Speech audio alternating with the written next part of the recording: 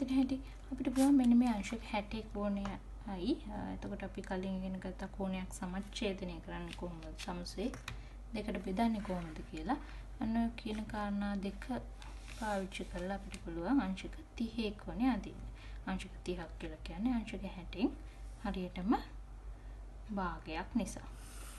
අපි රේඛාවක් ඇඳලා ශීර්ෂය ලකුණු කරා. ඊළඟට සාමාන්‍ය දුරක් අවකටුවට අරගෙන ඡාපයක් අඳිනවා. ඡාපයක් ඇඳලා ඒ දුරම කවකටුවේ තියාගෙන මෙතන ඉඳලා තාපව ඡාපයක් අඳිනවා. ඔන්න දැන් මේ අපිට ආවේ අංශක 60. දැන් අපිට ඕනේ අංශක 60 නෙවෙයි. ඒ හින්දා අංශක 30. ඒ හින්දා අපි මේක අවශ්‍ය නම් කඩ ඉරකින් යා කරගන්න. ඊට පස්සේ අපි මේ කවකටුව අංශක 60 කෝණේ ඡාපේ කෙළවරවල් දෙකේ තියලා මේ පැත්ත තියලා ඡාපයක් මේ දුරම කවකටුවේ තියාගෙන මේ කෙළවරේ තියලා ඡාපයක් අඳිනවා.